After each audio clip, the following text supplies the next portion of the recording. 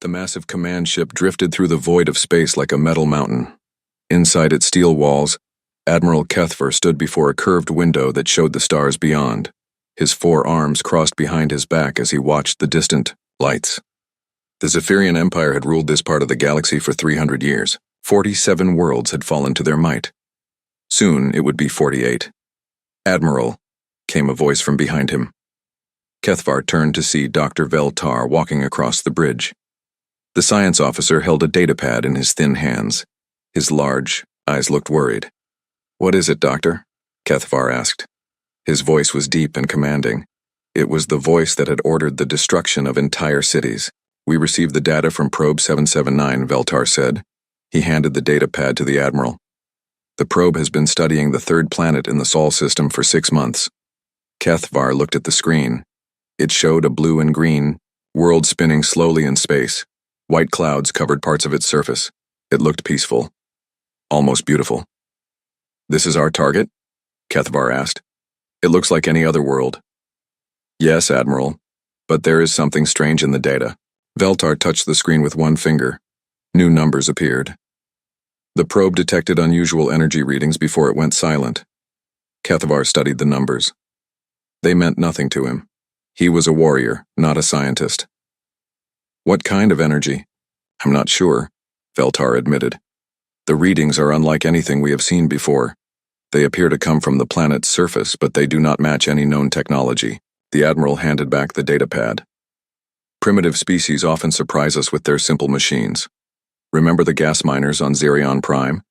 They had built weapons from mining tools." "This is different, Admiral," Veltar said. His voice was quiet but firm. "These readings suggest something more advanced than we expected." Before Kethvar could respond, another officer approached. Commander Zixtal was young for his rank, but he had proven himself in many battles. His scaled skin was dark green and his eyes were sharp. "Admiral, we have received another transmission," Zixtal said. He held out a small device. "This one is unusual." Kethvar took the device and pressed a button. A voice filled the air around them.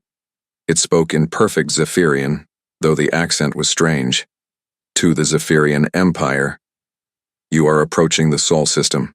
This is a warning. Do not engage the humans. Do not land on their world. Do not underestimate them. You have been warned. Turn back now, while you still can." The message ended. Silence filled the bridge. Several officers had stopped their work to listen. They all looked at the Admiral. Kethvar laughed. The sound was harsh and cold. "Psychological warfare," he said.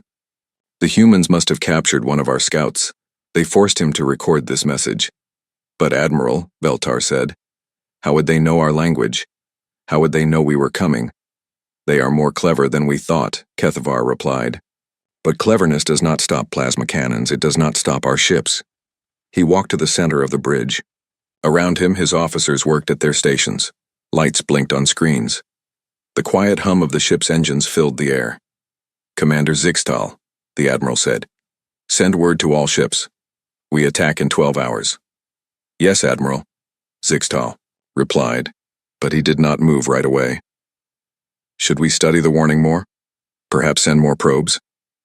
Kethvar's eyes grew cold. "Commander, in 300 years the Zephyrian Empire has never retreated from a primitive world. We will not start now." Dr. Veltar stepped forward. "Admiral, I request permission to study the energy readings more. Something about this planet troubles me." "Your troubles do not concern me, Doctor," Kethvar said. "What concerns me is adding another world to our empire." He turned to face the large screen at the front of the bridge. It showed the blue planet again. So small, so far away, yet something about it made him feel uneasy. He pushed the feeling away. "This warning," he said to his officers, "proves that the humans know we are coming." "Good. Fear will make them surrender faster." The bridge became busy with activity. Officers sent messages to other ships. Weapons were charged. Fighters were prepared.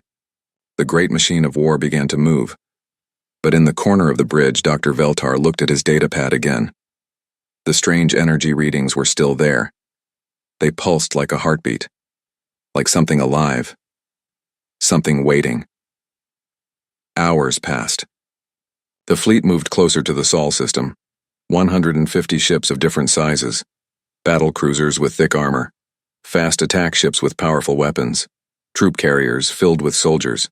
It was enough force to destroy most worlds twice over. In his private quarters, Admiral Kethavar studied reports from previous battles. The Empire had a perfect record.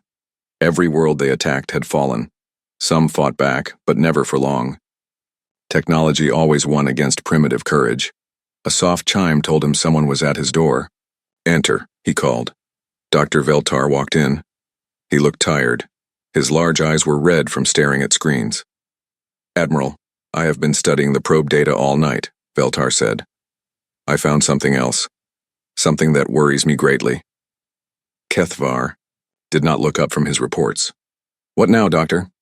"The energy readings are not random," Veltar said. "They form patterns. Complex patterns that suggest intelligence. Advanced intelligence. All species have intelligence, Doctor. It does not make them dangerous. But, Admiral, these patterns are changing. They are adapting, almost like they are learning." Kethavar finally looked up. "Learning what?" "Learning about us," Veltar said quietly. "I think the humans have been studying our probe. I think they know more about us than we know about them." The Admiral stood up. His forearms flexed with controlled anger. "Doctor, you are letting fear cloud your judgment. This is a simple conquest. We arrive, we destroy their defenses, we take their world. It has worked 47 times before." "But the warning, Admiral. Someone told us not to come. Someone who knew we were coming." "Enough!" Kethavar's voice filled the room. "I will not let the fears of one scientist change 300 years of tradition. We are the Zephyrian Empire. We do not run from primitives." Dr. Veltar bowed his head. "Yes, Admiral, I understand." But as he left the room, Veltar's mind was filled with worry. The energy readings were getting stronger. The patterns were becoming more complex. Something on that blue world was watching them. Something that had sent a warning. A warning they had chosen to ignore. On the bridge, Commander Zixtal checked the fleet's position. They would reach the edge of the Sol system in 6 hours. He thought about the strange message. The voice had sounded so certain, so confident. But confidence meant nothing in war. The Zephyrian Empire had ships, weapons, and 3 centuries of victories. What could one small world do against such power? Soon, they would find out. The fleet moved through space toward Earth. Behind them, the stars watched in silence. Ahead of them, a blue world waited. And somewhere in the darkness between, an ancient warning echoed unheard. They had been warned. But they were coming anyway. The Zephyrian fleet dropped out of hyperspace at the edge of the Sol system. 150 ships appeared in the darkness like metal stars. Admiral Kethavar stood on his bridge and smiled. This was always his favorite moment. The moment when another world learned that the Empire had come for them. "Long-range sensors are active, Admiral," reported Lieutenant Yekska from her station, "scanning the inner system now." Kethavar expected to see a peaceful world. Maybe some simple satellites. Perhaps a few space stations with basic technology. That was what they usually found. Primitive species who had barely left their home planet. But the sensor readings that appeared on the main screen made him frown. "Lieutenant, check those readings again," he ordered. Yekska's hands moved quickly over her controls. "Sensors are working correctly, Admiral. I am detecting multiple artificial objects throughout the system, hundreds of them." "Show me," Kethavar said. The main screen changed. It now showed a map of the Sol system. Red dots marked the Zephyrian fleet at the edge, but between them and Earth, hundreds of blue dots floated in space. "What are those?" Kethavar asked. Dr. Veltar, who had been quiet since their argument, stepped forward. "They appear to be monitoring stations, Admiral, and defense platforms. Many more than our intelligence predicted." "Defense platforms?" Commander Zixtal said. "Our report said the humans had barely reached their own moon." "Our reports were wrong," Veltar said quietly. Suddenly, alarms began to sound throughout the bridge. Lieutenant Yekska's eyes went wide as she stared at her screen. Admiral, we are being scanned by multiple sources, high-powered sensors from throughout the system. Kethvar felt a chill run through his body. Being detected so quickly was not normal. Most primitive species took hours or days to notice an approaching fleet. The humans had found them in minutes. How is this possible? He demanded. Unknown, Admiral, Yekska replied. But the scans are very detailed. They are mapping our entire fleet. On Earth, deep beneath a mountain in Colorado, alarms were ringing in a different language. General Sarah Chen stood in the center of the command room, watching screens that showed the alien fleet. How many ships? She asked. 150 confirmed, replied Colonel Martinez at the sensor station. Multiple ship classes. This is a full invasion force. Time until they reach Earth orbit? At their current speed, 18 hours. General? Chen nodded. 18 hours. They had prepared for this moment for months ever since they captured that alien probe. The probe that had been watching Earth. The probe that had told them everything they needed to know about their enemies. Send the message, she ordered. In space, the Zephyrian fleet was still moving toward Earth when they received another transmission. This time the voice was different. Female. Calm. Speaking perfect Zephyrian. To the commanding officer of the Zephyrian fleet. This is General Sarah Chen of Earth Defense Command. You were warned to stay away. You chose not to listen. This is your final chance to leave our system peacefully. Admiral Kethvar laughed, but the sound was forced. They learned our language quickly. I will give them that. Admiral, Dr. Veltar said, how do they know your rank? How do they know we have a commanding officer? Before Kethvar could answer, Commander Zixtal called out from his station. Admiral, 3 objects are approaching from Earth. High speed. Very high speed. Our advanced scouts? Kethvar asked. No, sir. These are coming from Earth toward us. The main screen showed 3 small objects racing through space. They were moving faster than anything the Zephyrians had ever seen from a primitive species. Weapons? Kethvar asked. Unknown, Admiral. They are too small to carry heavy weapons. Probably reconnaissance craft. Let them come, Kethvar decided. When they get close enough, destroy them. Send a message to the humans about what happens when they challenge the Empire. But the 3 human craft did something unexpected. Instead of flying straight toward the Zephyrian fleet, they split apart. One went high, one went low, and one came straight down the middle. Their flight patterns were wild and unpredictable. Target the center craft, Kethvar ordered. The weapons officer fired. A beam of bright energy shot through space toward the human ship. It should have been an easy hit. The human craft was flying directly toward them, but at the last second, the human ship twisted away. The energy beam missed by mere meters. The craft continued its wild flight, spinning and turning in ways that hurt to watch. Fire again, Kethvar ordered, his voice tight with anger. More energy beams shot out. The human ship dodged them all. It moved like a living thing, dancing between the weapons fire. Behind it, the other 2 craft were doing the same thing, avoiding shot after shot. How are they doing that? Commander Zixtal asked. Lieutenant Yekska was staring at her sensors. Admiral, I am reading massive acceleration forces on those craft. No living being should be able to survive those movements. Yet they are surviving, Dr. Veltar observed. And they are getting closer. The 3 human ships were now racing between the Zephyrian vessels. They moved too fast for the big guns to track. They flew patterns that seemed impossible, and somehow they were scanning every ship they passed.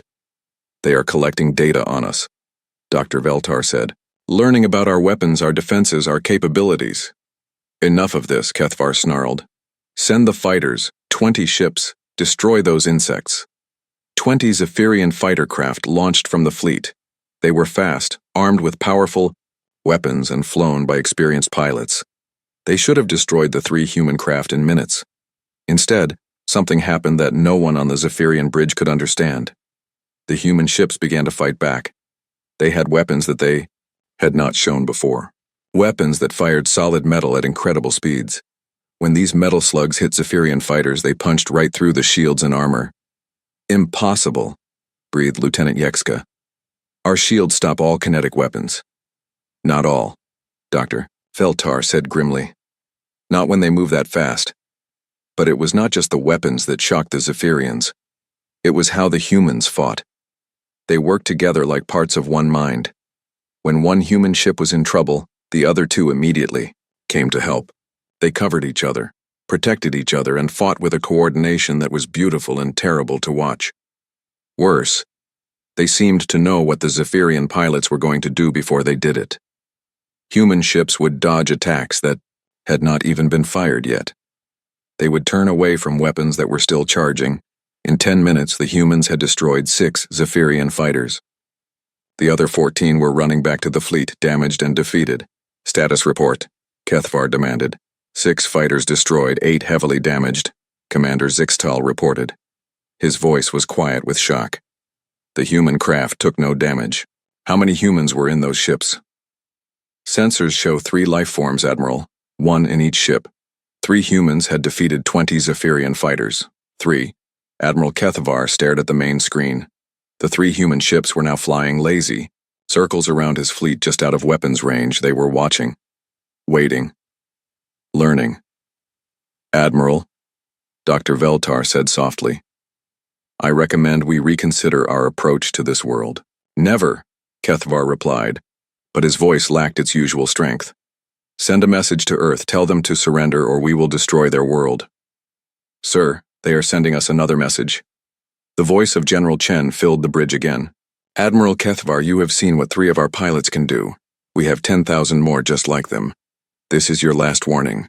Leave now or face the consequences. Kethvar looked around his bridge. His officers were staring at their screens with worried faces. For the first time in his career, he saw doubt in their eyes. How do they know my name? He whispered. Dr. Veltar had been studying his datapad. Now he looked up with fear written across his face. Admiral, I have been analyzing the human attack patterns. They were not random. The humans knew exactly where our weak points were. They knew our shield frequencies. They knew our weapon ranges. What are you saying? I am saying they have been studying us for a long time. Much longer than we have been studying them. That probe we sent? I think they captured it months ago. I think they have been learning everything about us while we learned nothing about them. Kethvar felt a cold weight settle in his stomach. For 3 centuries, the Empire had won because they always knew more than their enemies. They studied each world before attacking. They learned about defenses and weapons and tactics. But this time, it seemed the humans had studied them. Admiral, Commander Zixtal said, Orders?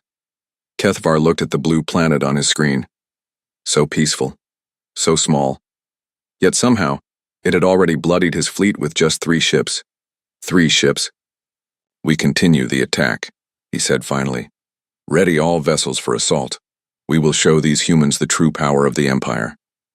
But even as he gave the order, Admiral Kethvar wondered if he was making the biggest mistake of his life. In the UWay, distance Earth waited. And on Earth, 10,000 human pilots were preparing for war. Admiral Kethvar had made his decision. The full might of the Zephyrian Empire would fall upon Earth like an iron fist. He would not be remembered as the first admiral to retreat from a primitive world. All ships, attack formation, he commanded. Target the 3rd planet. Destroy all resistance. The Zephyrian fleet moved toward Earth like a cloud of metal death. Battle cruisers led the way, their thick armor gleaming in the light of the distant sun. Behind them came the destroyers and frigates. At the rear, troop carriers waited to land soldiers on the conquered world. It should have been a simple battle. The Empire had done this 47 times before. But as they approached Earth's moon, things began to go wrong. Admiral, Lieutenant Yekska called out, I am detecting massive energy buildups on the planet's surface. Their defenses are charging, Kethvar said. Expected. What are their capabilities? Unknown, sir. The energy readings are unusual. On the main screen, Earth grew larger. The blue and white marble that had looked so peaceful now seemed to pulse with hidden power. Strange lights flickered across its night side. Sir! Commander Zixtal's voice was sharp with alarm. Multiple launches from the planet. Hundreds of objects heading our way. Missiles? Kethvar asked. Negative, Admiral. These appear to be fighters, but they are launching from the planet's surface. Dr. Veltar looked up from his station. Admiral, I am reading atmospheric breach signatures. They are launching spacecraft directly from their atmosphere into space, without using stations or orbital platforms. This was impossible. No species the Empire had encountered could launch fighters directly from a planetary surface into space combat. The energy requirements were enormous. The technology needed was beyond anything a primitive world should possess. But the evidence was right there on their sensors. Hundreds of human fighters were rising from Earth like a swarm of angry insects. How many? Kethvar demanded. Still counting, Admiral, Yekska replied. 500, 800, 1,000. Sir, they are still launching. I count over 1,500 fighters now. 1,500. The Empire's entire fleet carried only 800 fighters. Admiral, Dr. Veltar said quietly, I recommend we halt our advance and reassess. No, Kethvar snarled. We have superior technology. We have larger ships. We will crush them with overwhelming firepower. The human fighters reached the edge of Earth's atmosphere and formed into groups. But these were not like any formations the Zephyrians had ever seen. Instead of rigid battle lines, the humans flew in fluid, organic patterns that seemed to shift and flow like water. Begin the attack, Kethvar ordered. The first Zephyrian battlecruiser, the Void Render, opened fire with its main plasma cannons. Beams of superheated energy shot toward the human formations. Each beam was powerful enough to destroy a city. The humans scattered like leaves in a windstorm. They moved in all directions at once, some diving toward Earth, others climbing high, above the battle. Not a single beam found its target. Then the humans began to return fire. Their weapons were not what the Zephyrians expected. Instead of energy beams, they fired solid projectiles at incredible speeds. Railgun slugs and kinetic penetrators that moved faster than anything the Empire had seen. The first slug hit the Void Render's forward shield generator. The shield flickered and died. The second slug punched a hole in the ship's armor. The third slug entered the ship's reactor core. The Void Render exploded in a ball of white fire. Impossible, Kethvar shouted. That ship had the best shields in the fleet. Their weapons are moving too fast for our shields to stop, Dr. Veltar reported. Pure kinetic energy at relativistic speeds. Our shields were not designed for this type of attack. More Zephyrian ships opened fire. More human fighters scattered and regrouped. And more kinetic slugs found their targets. Within minutes, 3 more Zephyrian vessels were burning wrecks floating in space. But the worst part was not the weapons. The worst part was how the humans fought. They moved like they could read minds. When a Zephyrian ship turned to target one group of fighters, another group would attack from the opposite direction. When weapons locked onto a human ship, it would begin dodging before the weapons even fired. How are they coordinating so well? Commander Zixtal asked. Lieutenant, Yekska was studying her communication sensors. Sir, I am detecting massive data transmissions between all human craft. They are sharing information in real time. Positions, targets, damage reports, everything. They fight as one mind in many bodies, Dr. Veltar observed.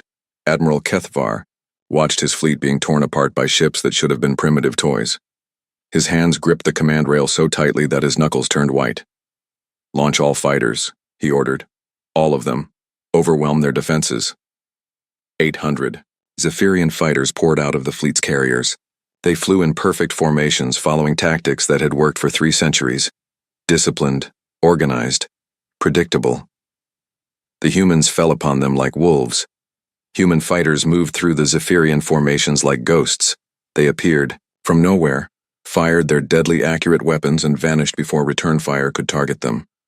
They used every piece of debris, every gas cloud, every shadow as cover. Worse, they had no fear. Zephyrian pilots began to panic as human fighters performed maneuvers that should have killed their pilots from acceleration forces. Humans flew straight toward Zephyrian weapons fire, dodging at the last possible second. They rammed damaged human ships into Zephyrian vessels, sacrificing themselves to save others. Sir, Lieutenant Yekska called out. The humans are doing something to our communications. Our fighter pilots are reporting system failures. What kind of failures? Their targeting computers are malfunctioning. Navigation systems are showing false readings. Some fighters report their own weapons are not responding to commands. Dr. Veltar looked up from his station with horror on his face. Admiral, the humans are not just fighting us. They are attacking our computer systems. They are using some form of electronic warfare we have never encountered. How is that possible? I do not know, sir, but they are turning our own technology against us. On Earth, in the deep command bunker, General Chen watched the battle on dozens of screens. Around her, technicians worked at computers that glowed with alien symbols. Status on the cyber attack? She asked. Proceeding as planned, replied Dr. Kim, the chief technology officer. We are using the data from their probe to hack their systems. Their computer networks are surprisingly vulnerable once you know their access codes. And our pilots? Performing beyond expectations. The new neural link technology is allowing perfect coordination between all fighters. They are sharing sensory, data, tactical information, and targeting solutions in real time. General Chen nodded. The neural links had been humanity's secret weapon, technology developed from studying the captured Zephyrian probe. Now human pilots could think and act as one massive organism, while still maintaining individual creativity and initiative. In space, the battle was becoming a slaughter. Not of humans, but of Zephyrians. Admiral Kethvar watched in horror as his fleet was systematically destroyed. Ships that had conquered worlds were being torn apart by fighters that looked like they were built from scrap metal. Pilots who had never lost a battle were running in terror from human attacks. Admiral, Commander Zixtal said, his voice shaking, we have lost 40% of our fighters. 18 capital ships are destroyed or disabled. The humans have lost less than 200 fighters. How many fighters do they have left? Still over 1,000, sir. And more are launching from the planet. Kethvar stared at the tactical display. Red symbols showed his dying fleet. Blue symbols showed the human forces, still strong, still growing. For the first time in his military career, he was losing. Badly. Sir, Dr. Veltar said quietly, I am detecting new contacts approaching from the dark side of their moon. More fighters? Negative, Admiral. These are larger, much larger. I believe they are capital ships. The main screen showed new contacts emerging from behind Earth's moon. Ships that were clearly human-built, but massive beyond anything the Zephyrians had expected. They moved with purpose toward the battle. How many ships do these humans have? Kethvar whispered. Unknown, Admiral, but I am beginning to suspect we greatly underestimated their capabilities. The human capital ships opened fire with weapons that made the fighters' railguns look like toys. Beams of concentrated energy that could cut a Zephyrian battlecruiser in half. Missile swarms that overwhelmed point defense systems. And something new. Weapons that seemed to bend space itself, crushing Zephyrian ships like invisible hands. Admiral, Commander Zixtal said, recommend immediate withdrawal. Kethvar wanted to give that order. Every instinct told him to run, but 3 centuries of Zephyrian pride held him back. No, he said through gritted teeth. Deploy the invasion force. Land troops on their planet. We will take their world even if we lose every ship. Sir, with respect, that would be suicide. Then, it will be glorious suicide, Kethvar replied. We are the Zephyrian Empire. We do not run. But even as he gave the order, Admiral Kethvar knew he had made a terrible mistake. The warning had been real. The humans were not primitive. And now, his fleet was being destroyed by an enemy he had completely misunderstood. The troop carriers began their descent toward Earth's atmosphere. Behind them, the space battle raged on, and on Earth, 10 milli, the Zephyrian troop carriers descended through Earth's atmosphere like falling meteors. Admiral Kethvar watched from his command ship as 30 massive vessels carried 50,000 soldiers toward the planet's surface. Even if his fleet was losing the space battle, ground troops would secure victory. No primitive species could stand against Zephyrian soldiers. He was wrong about that too. The first sign of trouble came when the carriers reached the lower atmosphere. Instead of the clear skies they expected, they found themselves flying through a storm of metal and fire. Sir, the pilot of Landing Ship 7 called over the radio. We are under attack by atmospheric craft. They came out of nowhere. On Earth, human fighter jets screamed through the sky like hunting eagles. But these were not the same jets that had fought in wars decades before. These planes had been upgraded with technology learned from the captured Zephyrian probe. They moved faster, turned sharper, and hit harder than anything that should have been possible. Captain Sarah Reaper Johnson pulled her F-35 Lightning into a vertical climb. chasing a Zephyrian carrier through the clouds. Her plane's engines roared with power that came from hybrid human-alien technology. "Target locked," she called into her radio. Fox 3. The missile that left her plane was not a normal human weapon.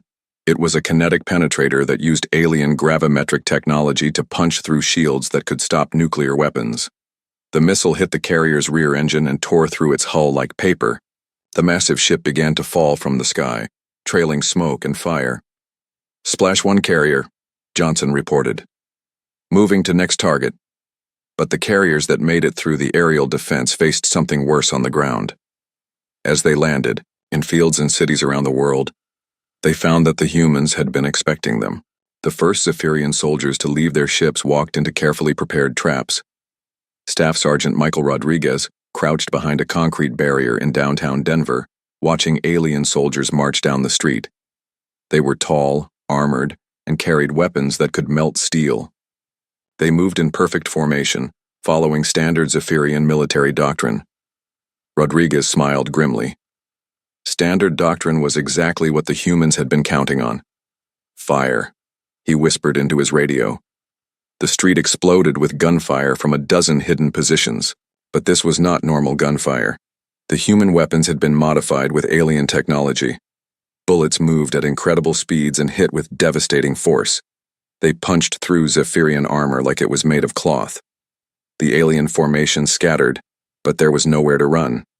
Humans had been watching them from satellites since they left their ships. Every movement was predicted. Every escape route was blocked.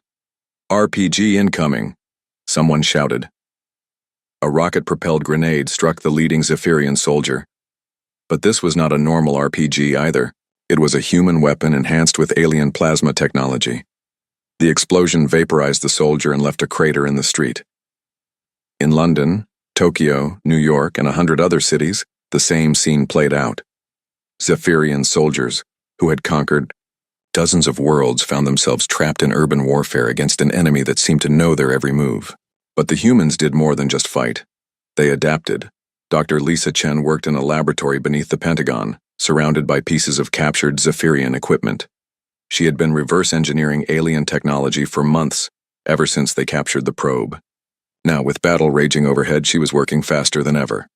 "I've got it," she called to her team. "Their personal shields operate on a rotating frequency. If we can match the rotation and invert it." She typed commands into her computer. Data flowed to manufacturing plants around the world. Within hours, human soldiers were carrying weapons specifically designed to defeat Zephyrian personal shields. The aliens had better technology, but humans learned faster. Admiral Kethvar received reports from the ground battle with growing horror. His soldiers were not just losing, they were being slaughtered. Worse, the humans seemed to be studying Zephyrian tactics and equipment in real time. "How are they doing this?" he demanded. Dr. Veltar had been monitoring human communications. "Admiral, they are sharing information across their entire planet instantly. When one human soldier learns something about our weapons, every human soldier knows it within minutes." "That is impossible. No species has that level of coordination." "The humans do, sir. They have created a global communication network that allows instant data sharing. They fight as one organism with 8 billion minds." On the main screen, reports continued to pour in from the ground battle. Zephyrian positions were being overrun. Human forces were capturing alien weapons and vehicles. Worst of all, humans were beginning to use captured Zephyrian technology against them. "Sir," Commander Zixtal reported, "Landing Group 5 reports that humans are now using our own plasma rifles against us. They have somehow modified them to be more effective than our standard weapons. How is that possible?" "Unknown, Admiral. But the humans appear to be improving our technology even as they use it. This was beyond anything the Empire had ever encountered. Primitive species were supposed to be overwhelmed by superior technology. They were not supposed to steal that technology and make it better within hours of first seeing it. But humans were not like other species the Empire had conquered." In a factory in Detroit, workers were dismantling a captured Zephyrian tank. They had never seen alien technology before today, but they approached it with the same curiosity and determination that had built human civilization. "Look at this," said Maria Santos, an engineer who had been building cars until this morning. Their armor plating is made from some kind of crystalline matrix. But see these stress points? If we redesign the molecular structure. She sketched modifications on a tablet computer. The new design was sent instantly to every human military unit on the planet. Within hours, human soldiers knew exactly where to shoot Zephyrian vehicles to disable them with a single shot. The aliens had superior materials, but humans had superior insight. As the day wore on, the tide of battle shifted dramatically. Zephyrian forces that had landed with confidence found themselves trapped and surrounded. Human tactics were unpredictable, illogical, and devastatingly effective. In the desert outside Cairo, a Zephyrian commander named Gaxtool found his entire regiment pinned down by human forces that seemed to appear and disappear like ghosts. Every time his soldiers advanced, the humans melted away only to attack from a different direction. "This is not how warfare is supposed to work," he muttered into his communicator. "Sir," his lieutenant replied, "the humans do not seem to follow standard military doctrine." "Then what doctrine do they follow?" "None that we recognize, sir. They appear to be making up new tactics as they fight." This was exactly right. Human military commanders around the world were inventing new strategies in real time, sharing ideas, instantly through their global communication networks. They combined ancient guerrilla warfare with cutting-edge technology. They used civilian infrastructure as military assets. They turned every human into a potential soldier. Most importantly, they fought with an intensity that the Zephyrians had never encountered. Colonel James Mitchell led a counterattack through the ruins of Seattle, carrying a weapon that had been a Zephyrian plasma rifle until human engineers got their hands on it. Now it fired twice as fast and hit 3 times as hard as the original. "Remember," he called to his soldiers as they advanced, "this is our world, our home. They want to take it from us." The human soldiers around him moved with a fury that came from defending everything they loved. They were not fighting for an empire or for conquest. They were fighting for survival, for their families, for their future. That made all the difference. By nightfall, Zephyrian forces on Earth were in full retreat. Those who could reach their ships fled back to space. Those who could not surrender or died fighting. The ground invasion that was supposed to secure the planet had become a complete disaster. Admiral Kethavar stared at the reports in disbelief. 50,000 soldiers, the finest warriors in the Empire, defeated by a primitive species in a single day. "Status of the fleet?" he asked quietly. 60% losses, Admiral," Commander Zixtal replied. "Most remaining ships are heavily damaged.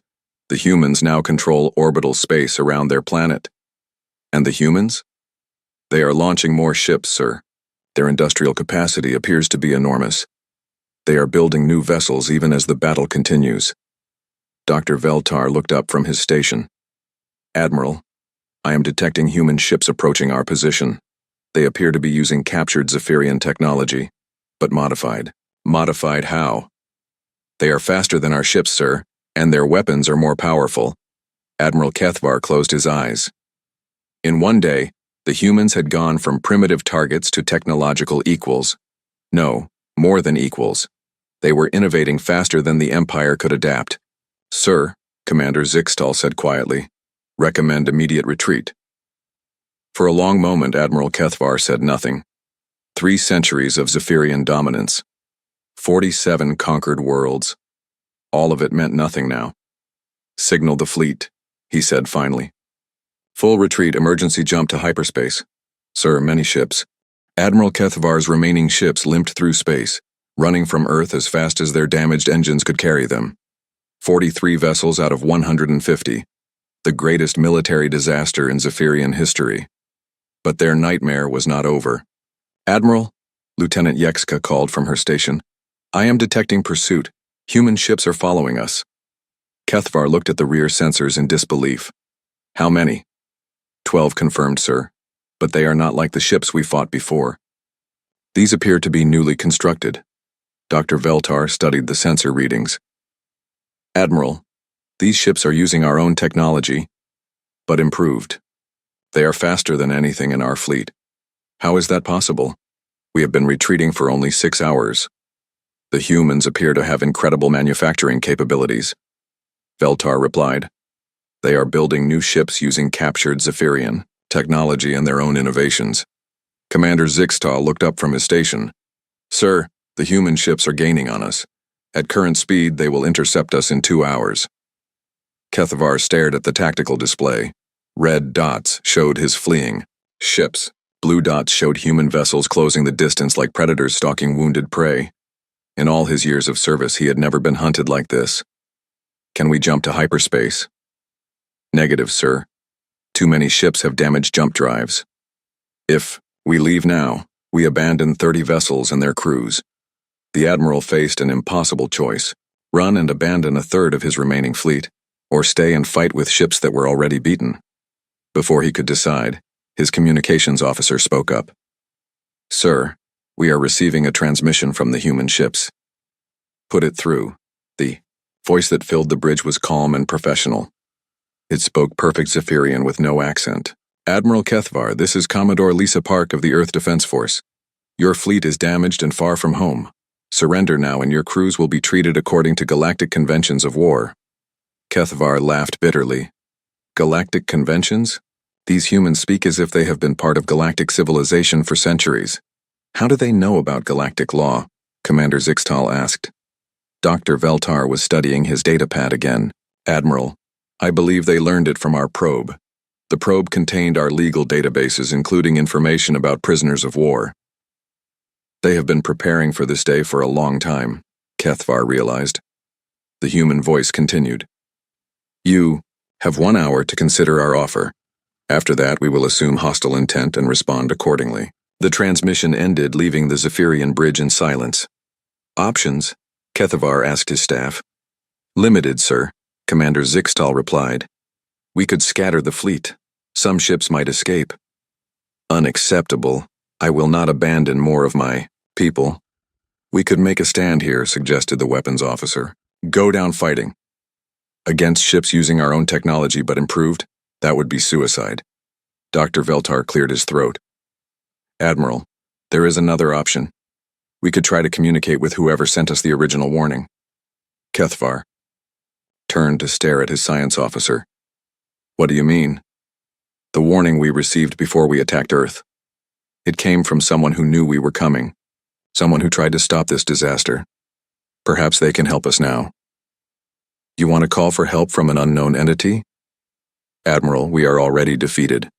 Our only choices are death, capture, or asking for help from whoever tried to save us, in the first place. Kethvar considered this. Pride told him to fight and die like a Zephyrian warrior. But logic told him that his people needed him alive more than they needed him dead. Do it, he said finally. Send a message on all frequencies. Ask whoever warned us to reveal themselves. The message went out into the darkness of space. For long minutes, nothing happened. Then, slowly, something began to respond. It was not a ship or a station. It was something much older. A structure materialized out of the void between stars. It was massive beyond comprehension, built from materials that seemed to bend light around them. As it became visible, both human and Zephyrian sensors went wild with energy readings. What is that? Commander Zixtal whispered. Unknown, sir, but it is broadcasting on ancient frequencies. Very ancient. A new voice filled both the Zephyrian and human ships. It was old, tired, and spoke in a language that was somehow familiar to everyone who heard it. Zephyrian vessel. Human vessels, please hold your positions. I am the Sentinel, guardian of this region of space. We need to talk. Admiral, Kethvar found his voice first. You sent the warning? I did. Though you chose not to heed it. Who are you? What are you? I am what remains of the predecessor civilization that once ruled this galaxy. My people died out long ago, but we left guardians like myself to watch over younger species. Commodore, Park's voice came over the channel. You have been watching humanity? We have been watching humanity for 50,000 years, the Sentinel replied. Waiting for you to be ready. Ready for what? Kethvar demanded. Ready to take your place in galactic civilization. Ready to protect other species instead of conquering them. The massive structure moved closer to both fleets. As it did, more details became visible. It was not built like any ship they had ever seen. It was organic, flowing, alive in ways that metal and circuits could never be. The humans were quarantined, the Sentinel continued, not to protect the galaxy from them, but to protect them from species like yours, Admiral. We knew that humanity would eventually develop the technology to defend themselves. We knew they would become protectors rather than conquerors. We just had to wait for the right moment. You used us, Kethavar said with growing anger. You let us attack so the humans could defeat us. You attacked despite our warning. You made your choice. But yes, we knew this day would come. We knew humanity would need to prove themselves against a real threat. On the human ships, Commodore Park was trying to understand what she was hearing. You have been guiding human development? Indirectly. We left certain technologies where your scientists would find them. We influenced certain discoveries, but the innovation, the courage, the determination to protect your world, that was all human. Dr. Veltar was studying the readings from the Sentinel ship. Admiral, this entity is using technology beyond anything we can comprehend. If the humans are connected to them, then the Empire is finished, Kethavar said quietly. The Sentinel seemed to hear his thoughts. The Zephyrian Empire, as it exists now, is indeed finished. You cannot continue to conquer and destroy worlds. But that does not mean the Zephyrian people are finished. What do you mean? The humans have a saying. Those who do not learn from history are doomed to repeat it. You have a choice, Admiral. Learn from this defeat or face destruction. What kind of choice? Commodore Park's voice joined the conversation. We are prepared to offer terms, Admiral. Your people can live. Your civilization can continue. But the age of conquest is over. Terms? Kethavar asked. Reparations for the worlds you have damaged, Park replied. Technology sharing to help rebuild what you destroyed. And most importantly, a commitment to peaceful coexistence. The Sentinel's ancient voice added weight to the human words. The galaxy is changing, Admiral. The old ways of conquest and empire are ending. Species must learn to work together or they will destroy each other. Kethavar looked around his bridge. His officers were watching him with expressions of hope and fear. The fate of the entire Zephyrian civilization rested on his next words. And, if we refuse, then you will face not just humanity but all the species you have oppressed, the Sentinel replied. 47 worlds remember Zephyrian conquest. Many of them would welcome the chance for revenge. But if we accept, then you become part of something greater than any empire, Commodore Park said. A galactic community based on cooperation instead of domination. Admiral Kethavar closed his eyes and thought of his people. Billions of Zephyrians living on dozens of worlds. They deserved a future, even if it was different from the past. I accept your terms, he said finally. The relief on his bridge was visible. Commander Zixtal actually smiled for the first time in days. Wise choice, Admiral, the Sentinel said. The humans will escort your fleet to a neutral world where negotiations can begin. And, Admiral? Yes? Next time you receive a warning, I suggest you listen to it. As the combined fleet moved toward the designated neutral world, Dr. Veltar approached his admiral. Sir, may I ask what changed your mind? Kethavar looked out at the stars. The humans, Doctor. In one day they went from primitive targets to our technological equals. They did not do this through conquest or theft. They did it through innovation, cooperation, and sheer determination. He paused, watching human ships escorting damaged Zephyrian vessels. Any species capable of that deserves respect, not conquest. Perhaps it is time the Zephyrian Empire learned to earn respect instead of demanding it. In the distance, Earth continued to spin in its orbit around an ordinary star. But the world was no longer ordinary. It had become the birthplace of the galaxy's newest protectors. And throughout the galaxy, other species looked toward the Sol system with hope. The age of conquest was ending.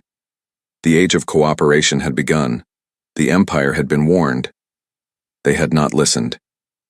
And in their defeat, they had found something better than victory. They had found a future.